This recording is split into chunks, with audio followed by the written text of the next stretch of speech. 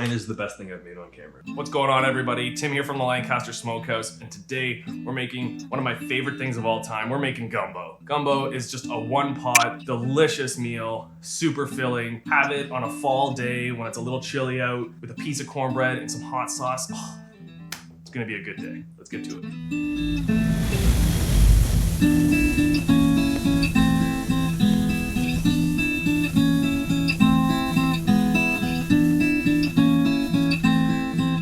So the first thing we need to do when we're making gumbo is we need to get our chicken cooked and we need to make some chicken stock. So easy. It's literally chicken and water. That said, if you want to make this even easier on yourself, buy a pre-cooked chicken, canned chicken stock. It's still gonna be really delicious, but this is gonna save you a little bit of money by doing it this way. Take my chicken here. I got about a 4-pound bird. Take the whole thing, plop it right into your pot. Now all we're gonna do is cover it with some water. You just want the bird to be pretty much completely submerged. Little leg sticking out there, but that's just because it's floating a little bit. I'm just gonna put that back on my burner here. Medium heat.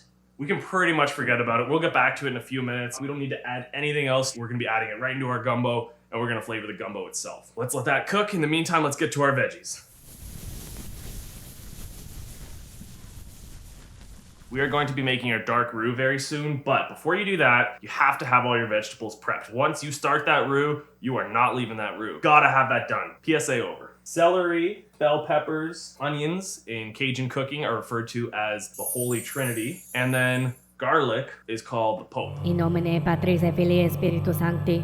I got some celery here, just take the heads off, chop them up like relatively small, or as the French would call a brunoise. My French accent. My onion. You want to try and cut all of your vegetables to the same size, and that way they will cook evenly. Bell peppers, next up. You can use any color you want. I like green because we don't have a whole lot of color in this gumbo, so I don't want to add like some obnoxious yellow and orange and red just for the sake of it. That is the base and the foundation of so many different Cajun and Creole dishes. I'm gonna add a little bit more to that. So I've got a head of parsley here. Whenever you buy parsley, don't throw out the stems. The stems are fine, you just gotta cut them kind of thin. We got a jalapeno here, a couple Thai bird's eye chilies, some green finger chilies, whatever hot peppers you like. I would say you wanna at least use a jalapeno just to give it that kind of heat. We're gonna mix it up really well. Got a whole head of garlic. You cannot add enough garlic to a gumbo. Gumbo, a lot of big, intense flavors that punch you right in the face. So what do I got? I got 8. I'm gonna do 10 because I like even numbers. Not an even number. I don't like the number 8. So mince up your garlic, super fine. Whenever you're using garlic in any recipe, the bigger chunk that you leave it in, the less garlic flavor you're gonna end up with. Don't act like you're not impressed. Pause from the garlic. Chicken has come to a little bit of a boil. Let's turn it down, get it to like low. You just want to keep that simmer. And in the meantime, we're gonna skim some of the scum that rises to the top. That chicken is gonna be simmering away 60 to 90 minutes. Now back to our garlic. Once you get it to this like really finely chopped stage, add a big pinch of salt to it. Take your knife and then you start running it through it and you're kind of mashing it like this. That's the end of our garlic chopping segment. You know what? Making gumbo is kind of a pain in the ass. Oh, we're just chopping up some okra. How much okra, you ask?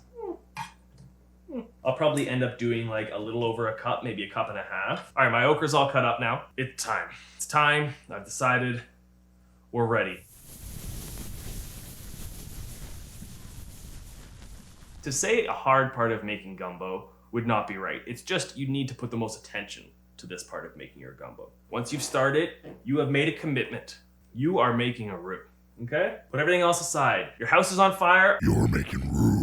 Your baby escaped and you can't find it. You're making roux. Your dog got hit by a car. You're making roux. Boss just called you and said you're fired. You're making roux. All right, roux time. Pot is on medium heat. About a cup and a half of peanut oil. Any neutral oil with a high burn temperature, those are all gonna work. So you wanna do equal parts flour and oil. Again, about a cup and a half or so. Sometimes I do more oil than flour. I just remembered. You might want to add a little more oil later. You want it pretty thin. If you're a beginner, the longer you do it and the lower the heat, the easier it is, but it takes more time. I'm going to do it at like a medium lowish heat. If you're scared or intimidated, start with like a low heat. Keep mixing, don't stop mixing. Very important that you get all the sides, have to stir continuously. We're gonna be here stirring for a while.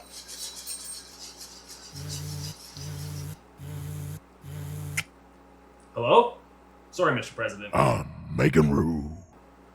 It's probably hard to see on camera, but I can already see that it has lost that opaque white that we started with, and it's slowly turning like a blonde. Oh, not a here. So we're probably about 15 to 20 minutes in right now to our roux, and you can see that it's definitely changed color. Any clumping is bad because that means it's gonna burn. Just keep stirring. The longer this is cooking, the hotter it's gonna be, the more dangerous it's gonna be. So you really wanna get your face right up in there. Ow. Oh, ow.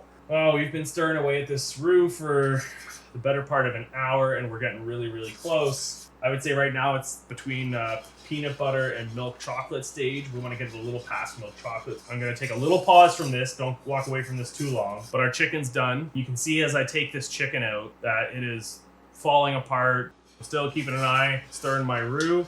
Just going to get my chicken stock, pour it through a fine mesh strainer. Look at that. Beautiful, relatively clear, nice yellow stock. We'll be adding that later. We'll see in a little bit there. Back to the roux.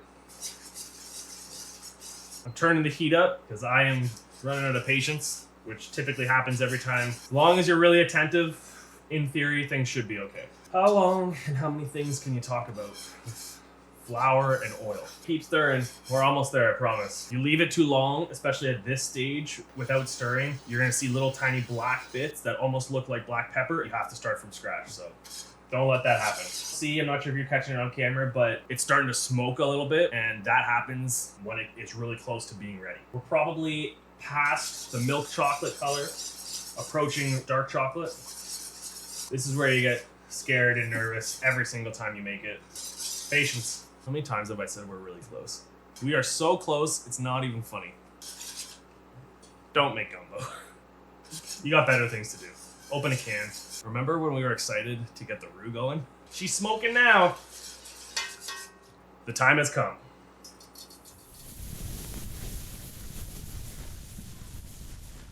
Our roux's ready. Switch to your spoon, get your vegetables. This is gonna stop that roux from cooking. So it's gonna kind of shock it. We're gonna put half of them in. Smells so good. So now there's a lot of moisture in the vegetables that it's giving off to the roux. You're not gonna burn it nearly as easily, and you can kind of see it turn consistency. It's like thicker already. And because that roux was so hot, it does not take much time to get this first round of vegetables cooked. So I'm gonna turn that back down to like a medium low. So I like to add all the spices and stuff now because it kind of cooks a little bit. Bay leaves, paprika, thyme, savory, white pepper, cayenne, a couple teaspoons of each. Old Bay, of course, good amount of that. Big pinch of salt, lots of black pepper. Black pepper till your forearms are sore. Mix that up. Still smells unreal, and it's about to smell better. We're about to add our garlic. If we were to add our garlic with the rest of the vegetables in the first cook, it would burn and become bitter and not be pleasant. So we're gonna add it now, and it's not gonna cook for long. I'm now gonna switch to my whisk. I'm gonna get my stock, turn the heat down a little bit more. We're gonna start adding our stock, a little bit at a time to start especially. Hard. Look at the color in that right now. That is the color that we got because we were super patient with our roux. We're gonna add the rest of our veggies, and these ones now are gonna have more crunch. So we're gonna let that come up to temperature and get it boiling. In the meantime, we're gonna prepare our sausage. So I have some of our house smoked andouille sausage. Start with 2 of these and see if that's enough. Cut them into coins. Put that right in.